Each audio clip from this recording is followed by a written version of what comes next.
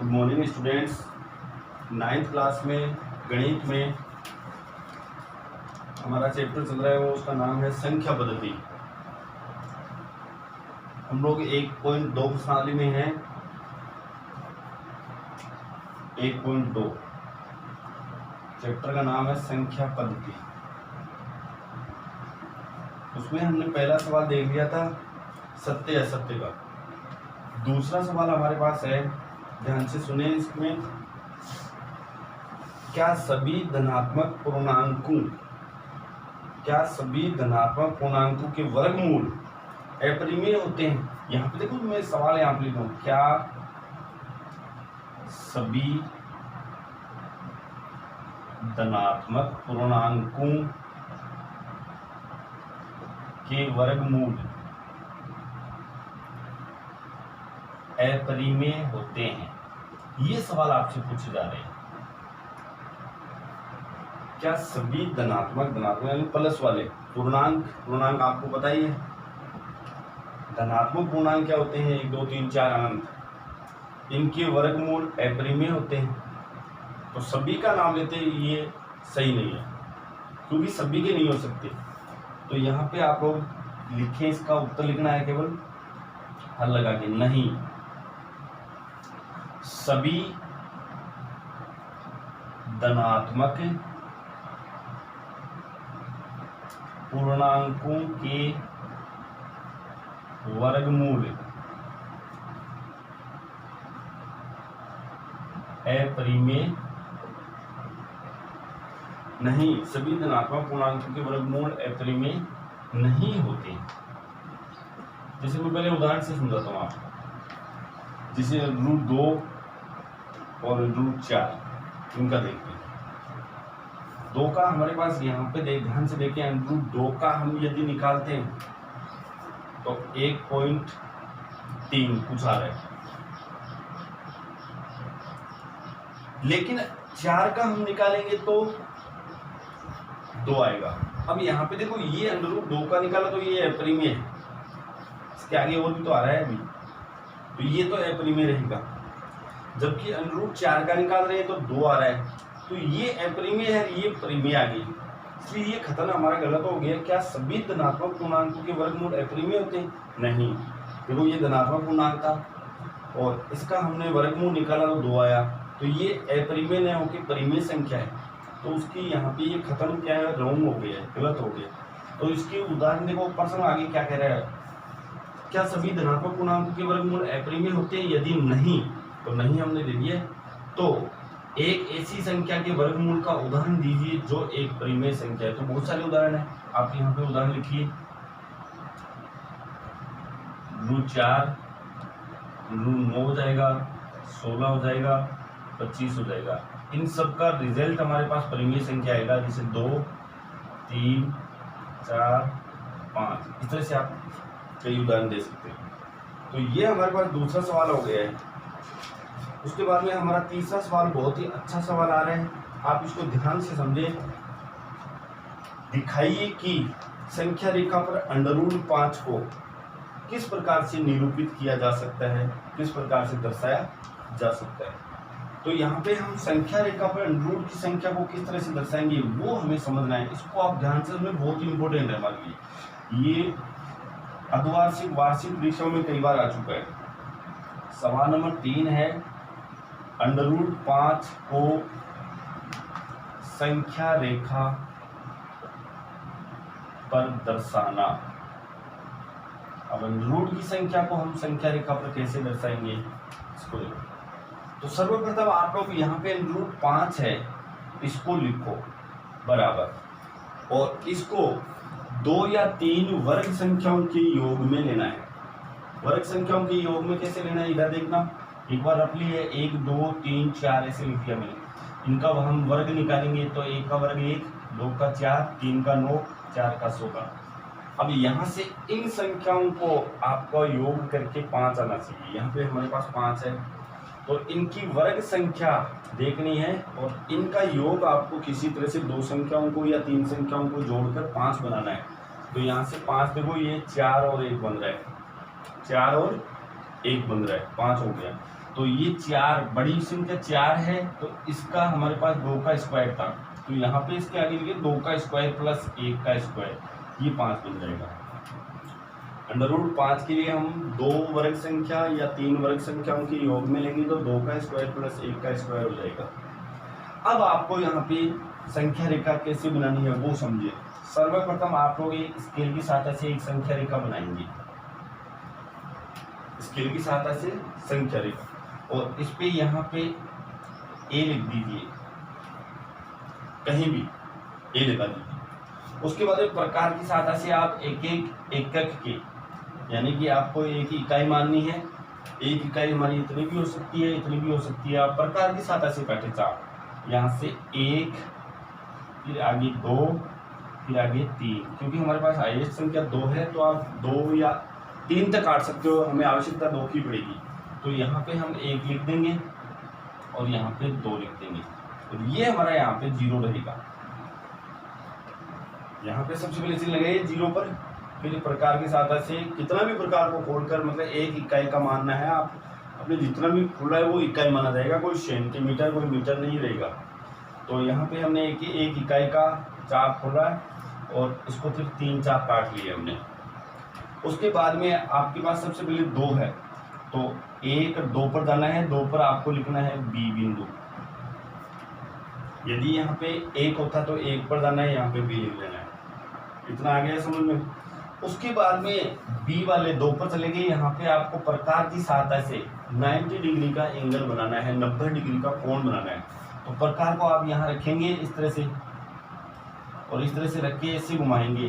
ध्यान से देखिए मेरे हाथ को, ऐसे प्रकार को रखें, इस पे प्रकार की सुई को 2 पर रखें और इस तरह से घुमाएंगे। जैसे मैं यहाँ पे घुमा रहा हूँ, इतना खोल लीजिए और ऐसे घुमा दीजिए। फिर यहाँ से प्रकार को रखें, प्रकार को हिलाना नहीं है। एक चाप 60 का कटेगा, 60 डिग्री का, दूसरा चाप 120 डिग्री का, यहाँ से 2 चाप काटेंगे। फिर यहाँ से रख के ऊपर की तरफ, यहाँ से रख के इधर, इस तरह से ये 90 डिग्री का एंगल बन जाएगा हमारे सामने, और इसको डैश डैश की सहायता से आप लोग मिला दीजिए।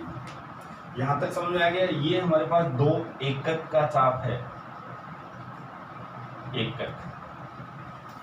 उसके बाद यहाँ पे बिंदु लगा दी। अब यहाँ से आपको प्रकार से एक एकक का, अब एक एकक कितना खोलोगे वो देखिए। ये हमारा एक एकक नहीं था क्या, ये एक एकक ही है, तो प्रकार को इतना खोल लीजिए, इतना प्रकार को खोल के यहाँ बी पर रख के और इस पर चाप काट दीजिए ऐसे, और यहाँ पे बिंदु सी लगा दीजिए, यहाँ पे बिंदु सी लगा दीजिए ऐसे पेंसिल से निशान, और इसको फिर आप लोग इस 0 से मिला दीजिए ऐसे। ये एक एकक का है तो यहाँ पे 1 लिखिए, और यहाँ पे हमारे पास 2 एकक था, ये हमने लिख दिया है, ये 1 का है। ये 90 डिग्री का एंगल है, ये हमारे पास √5 आएगा, ये आएगा हमारे पास √5। अब आपको प्रकार को यहाँ रख के सी के बराबर खोलना है, ए पर प्रकार को रखो, सी के बराबर खोलना है इस तरह से, और यहाँ से फिर इस तरह से प्रकार को रख देना, जैसे मैंने ये इतना खोल लिया है, और यहाँ से इस तरह से चाप काटना है। ये संख्या रेखा को जहाँ काटेगा, यहाँ काट रहा है, वहाँ पे √5 लगा देना है आपको, ये √5 हो जाएगा यहाँ। अब इसका सत्यापन करते हैं, हम जांच करते हैं इसकी कैसे। तो देखिए ये समकोण त्रिभुज है ABC, मैं यहाँ पे निकाल देता हूँ, इसका सत्यापन चेक कर सकते हो। A बिंदु यहाँ, B बिंदु यहाँ, और यहाँ C है। मैंने यहाँ इसको 2 एकक बनाया था, ये रहा 2 एकक का A और B की दूरी। फिर B और C की दूरी कितनी है, B यहाँ पे है, C ये रहा, इसकी दूरी 1 एकक है। समकोण त्रिभुज में हम पाइथागोरियन नियम पढ़ चुके हैं, पाइथागोरस प्रमेय भी पढ़ चुके हैं। उसमें समकोण के सामने वाली भुजा को हम कर्ण कहते हैं, कर्ण, और इसको हम बेस कहते हैं, आधार कहते हैं, इसको हम लोग लंब बोलते हैं। यहां हमारे पास मान किसका नहीं है, कर्ण का नहीं है, तो कर्ण का स्क्वायर बराबर आधार का स्क्वायर प्लस लंब का स्क्वायर। कर्ण का नाम यहाँ पे ए सी है, आधार हमारे पास ए बी है, प्लस लंब यहाँ पे हमारे पास है बी सी। कर्ण हम निकाल रहे हैं ए सी, इसका मान निकालेंगे तो यहाँ पे 2 का स्क्वायर प्लस 1 का स्क्वायर, 2 का स्क्वायर 4 हुआ प्लस 1 का स्क्वायर 1 हुआ, जोड़ा तो 5 हो गया। ये ए सी स्क्वायर आया 5, इसलिए ए सी का मान होगा √5। जब ए सी हमारे पास √5 है तो ये जहां भी चाप काटेगा वो संख्या रेखा में जहां भी काटेगा वहीं पे √5 आएगा। इस तरह से बहुत अच्छा सवाल था ये। इस तरह से आप लोग इसको लिख दोगे। यहाँ पे ये भी लिखना है आपको और ये भी लिखना है, ठीक है। एक बार मैं इसको पुनः बता देता हूँ आपको, दोबारा बताता हूँ, दोबारा देखिए आराम से सभी बच्चे, सत्यापन रहने दीजिए। सबसे पहले √5 को संख्या रेखा पर दर्शाना है, तो इस 5 को आप 2 वर्ग संख्याओं के योग में लोगे। 2 वर्ग संख्या ये है वर्ग संख्याएं, तो 5 इनको जोड़कर बनाना है। तो ये देखो 1 + 4 5 बन रहा है, 1 और 4 5 बन गया। तो हम पहले बड़ी वाली लिखेंगे, जैसे 4 लिखेंगे पहले, तो 4 और 1, तो यहाँ 2 का स्क्वायर प्लस 1 का स्क्वायर कर दो। ये 4 है वो 2 का स्क्वायर है, 1 है वो 1 का स्क्वायर है, तो 2 का स्क्वायर प्लस 1 का स्क्वायर हो गया। उसके बाद में एक संख्या रेखा बनानी है आपको इस तरह से, यहाँ निशान लगा दीजिए, यहाँ पे 0 रहेगा और इस पर आपको कम से कम देखो तो बड़ी से बड़ी संख्या हमारे पास 2 है, तो 2 चाप तो आपको काटनी है। यहाँ से कितना भी आप उस प्रकार को खोल लो, आप उसको हम एक मानेंगे, 1 और 2 चाप काटेंगे, तो यहाँ पे 1 लिख देंगे, यहाँ पे 2 लिख देंगे। उसके बाद में यहाँ से हमारे पास ए बिंदु हो जाएगा, 2 पर हम बी लिखेंगे क्योंकि ये पहला 2 है। उसके बाद यहाँ पे 90 डिग्री का एंगल बनाएंगे, कोण बनाएंगे, प्रकार को यहाँ रख के इसके बराबर खोल के इस तरह से घुमाना है, 60 का 120 का, फिर यहाँ रख के इधर, यहाँ रख के इधर, इस तरह से इसको डैश से मिला देना है। और यहाँ बी बिंदु से फिर 1 सेंटीमीटर का, ये 1 का चाप काटना है। 1 एकक हमारे पास ये था या फिर ये था, इसके बराबर प्रकार को खोल ले, यहाँ से इस पे चाप काट दे, यहाँ पे सी लगाए, इसको आप लोग इस 0 से या इस से मिला दें। अब ये हमारे पास √ का 5 रहेगा, कैसे, ये 2 हो गया और ये 1 था। अभी इसका मान निकालेंगे, कर्ण का स्क्वायर, तो यहाँ पे मैंने सत्यापन निकाला है, कर्ण का स्क्वायर बराबर आधार स्क्वायर प्लस लंब स्क्वायर, और ये 2 का स्क्वायर प्लस 1 का स्क्वायर, यानी 4 प्लस 1। इस तरह से यहाँ से फिर इस ए से और सी के बराबर प्रकार को खोल लीजिए और इस तरह से आप लोग जहाँ काटेंगे वहीं पे √5 लगा दीजिए। ये संख्या रेखा पर √5 यहाँ। बहुत अच्छा प्रश्न था। इसमें कई बार क्या होता है, 3 संख्याओं के भी आते हैं। जैसे अगला मैं बता रहा हूँ आपको, एक 3 का लेते हैं, उदाहरण लेते हैं हम लोग एक, जिसे √3 को दर्शाना है संख्या रेखा। ध्यान से देखिए, ये आपकी बुक में प्रश्न नहीं दिया हुआ है, सवाल नहीं दिया हुआ है, फिर भी मैं बता रहा हूँ आपको। √3 को संख्या रेखा पर दर्शाइए। तो सबसे पहले √3 लिखें और यहाँ वर्ग संख्याओं के योग के रूप में लिखिए, 1 का वर्ग 1, 2 का वर्ग 4, 3 का वर्ग 9। अब आप यहाँ पे फंस गए, आपको योग 3 में बनाना है। 3 मुझे नहीं दिख रहा है, आपको भी नहीं दिख रहा है। देखो 1 और 4 को जोड़ेंगे तो ही 5 हो जाता है, तो आपको 3 बनाना है। तब आप ऐसी कंडीशन में क्या करें, इस 1 को आप इस एक संख्या को 2 बार भी ले सकते हो, 3 बार भी ले सकते हो। 1 + 1 हो जाएगा, 1 + 1 + 1 स्क्वायर स्क्वायर स्क्वायर, ये हो गया। तो आपने अभी 2 संख्याओं के वर्गों के योग में तो देखा था, आप 3 में आ गया है, तो 3 वाले को कैसे देखेंगे वो देखना है। सबसे पहले आप लोगों को वही संख्या रेखा खींचनी है। यहाँ पे आप लोग एरो लगा दें और इस पर कहीं भी आप लोग 0 लगा दें, इसको ए भी लिख सकते हैं।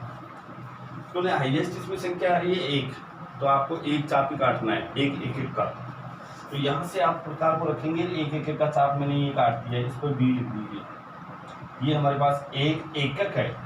एकक का मतलब यहाँ पे ये होगा, कोई सेंटीमीटर नहीं है, कोई नाप नहीं है, बिना नाप का है। हम लोग जितना ही मान लेंगे वो एकक रहेगा, 1 इकाई रहेगा। उसके बाद यहाँ पे 90 डिग्री का एंगल बनाना है आपको। 90 डिग्री का एंगल बनाएंगे, प्रकार को यहाँ रख के इस पर इस तरह से घुमाएंगे, 60 का 120 का, फिर यहाँ रख के इधर, यहाँ रख के इधर, इस तरह से इसको मिला दीजिए। उसके बाद में यहाँ से एक दूसरे नंबर का चाप एक है तो एक का और काट दीजिए, इसी के बराबर का सा कटना चाहिए। यहाँ कट गया, ये हो गया सी, यहाँ भी आप एक लिख दीजिए, ये भी यहाँ हो गया, सी तक हो गया। इसको आप इससे मिलाइए, एस से, एक को सी से, तो ये हमारे पास अंडर रूट 2 आ जाएगा। अंडर रूट 2 को आप लोग यहाँ पे सीधा ऐसे तो ये जो संख्या रहेगा अंडर रूट 2 आ जाएगा। 2 कैसे आया, एक का स्क्वायर योग करेंगे तो 2 आएगा। तो यहाँ इनका स्क्वायर करके योग आएगा, वो यहाँ पे आ जाएगा सीधा। जैसे एक का स्क्वायर कितना हुआ 1, और इधर भी एक का स्क्वायर 1, तो 1 और 1 कितना हुआ 2, 2 अंडर रूट 2 यहाँ आएगा। इस रेखाखंड का मान हमारे पास अंडर रूट 2 है, और ये जहाँ भी संख्या रेखा को टच करेगा प्रकार से हम घुमाएंगे इसे नीचे, तो वहाँ पे अंडर रूट 2 आ जाएगा। तो ये तो अंडर रूट 2 हुआ। हम अंडर रूट 3 की बात कर रहे थे, यहाँ अंडर रूट 2 रहने दें। अब यहाँ से इस रेखा को आधार मान के 90 डिग्री का एंगल दोबारा बनाना है आपको। 90 डिग्री का एंगल बनाएंगे तो प्रकार को यहाँ रखो, इतना खोलो ऐसे, यहाँ से 60 का 120 का, फिर एक बार यहाँ रखिए इधर और एक बार यहाँ रखिए इधर। इसको आप लोग ऐसे बनाओगे, ये चाप कटा। उसके बाद में यहाँ से एक एक का चाप और काटोगे, ये रहा, यहाँ पे डी बिंदु लगा दिए और इस डी को ऐसे मिला दीजिए, ये रहा चाप अपना, डी को ऐसे मिला दीजिए। ये हमारे पास अंडर रूट 3 हो जाएगा। अंडर रूट 3 कैसे हुआ, इस समकोण त्रिभुज में देखिए ए सी डी में इसका मान अंडर रूट 2 है यहाँ से इसी का, और इसका मान 1 है प्लस 1, दोनों का स्क्वायर करेंगे, अंडर रूट 2 का स्क्वायर 2 प्लस 1 का स्क्वायर 1, कितना हुआ 3, और इस पे अंडर रूट 3, ये अंडर रूट 3 है। अब प्रकार को आपको इतना खोलना है ए और डी के बराबर ऐसे, और ये जहां भी इसको काटेगा वहां पे अंडर रूट के 3 लेना है। इस तरह से ये अंडर रूट के 3 होंगे। इस तरह से हम अंडर रूट की संख्याओं को संख्या रेखा पर दर्शाना सीखेंगे। उसके बाद जो अगला सवाल है उसको देखिए। अगला सवाल हमारे पास, ये प्रश्नावली अपनी कंप्लीट हो गई है। प्रश्नावली 1.3 में जाएंगे। अब 1.3 बहुत ही आसान सी है प्रश्नावली 1.3। हाँ, अब 1.3 में जो पहला सवाल है हमारे पास, पहला सवाल ध्यान से सुने, निम्नलिखित भिन्नों को दशमलव रूप में लिखना है। तो निम्न भिन्नों को, वैसे आपके पास बुक है, बुक नहीं है तो आप फटाफट खरीदे, भिन्नों को दशमलव रूप में लिखना है, यानी पॉइंटों में आपको लिखना है। और बताइए कि प्रत्येक का दशमलव प्रसार किस प्रकार का है। प्रत्येक का दशमलव प्रसार किस प्रकार का है, ध्यान से देखें यहाँ पे। जैसे इसके अंदर पहला ले रहे हैं हम 36/100। तो यहाँ पे सबसे पहले ध्यान से देखना है, आपको हर देखना है, हर उसके अभाज्य गुणनखंड कर लेंगे, उसको घातों में लेंगे हम। 2 का भाग दिया 50, 2 का भाग दिया 25, 5 का भाग दिया 5, 5 का भाग दिया 1, यानी कि ये हो जाएगा 36 अपॉन यहाँ पे 2 की पावर 2 इंटू 5 की पावर 2। इस तरह से इसको बनाएं। और नीचे विशेष तौर से ध्यान रखें, यदि 2 या 5 या दोनों, नीचे यदि घात है वो 2 की घात में आ जाए या फिर 5 की या फिर दोनों की घात में आ जाए, तो वो हमेशा दशमलव प्रसार उसका शांत होगा। दशमलव प्रसार वो 2 प्रकार के होते हैं, एक शांत और एक अशांत। शांत और अशांत। शांत का मतलब होता है पूरा पूरा भाग जाता है इसमें, तो ये पूरी पूरी विभाजित होगी। अशांत में क्या होता है, पूरा पूरा भाग नहीं जाता है, कुछ शेष बचता रहता है। और अशांत में भी 2 प्रकार के होते हैं, एक अनुवसानी आवर्ती और एक अनुवसानी अनावर्ती। तो ये हमारे पास दशमलव प्रसार इसका शांत होगा। अब इसको कैसे करना है वो देखिए, ध्यान से देखिए सभी बच्चे। यहाँ हर में, हर का मतलब नीचे, m 2 की घात m व 5 की घात n का रूप है।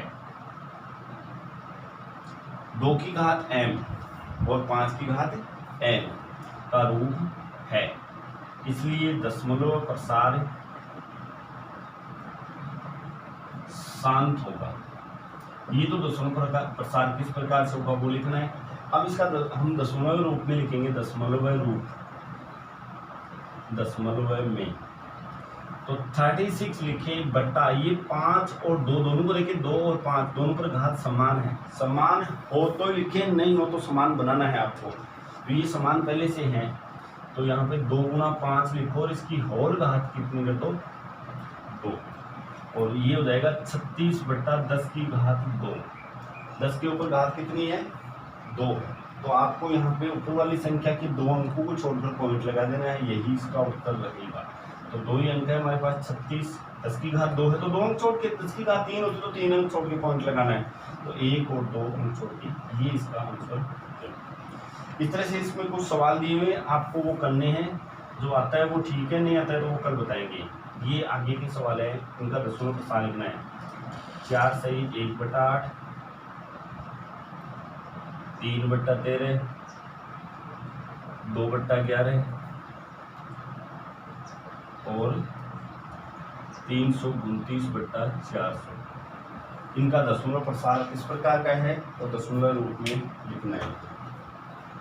Thank you.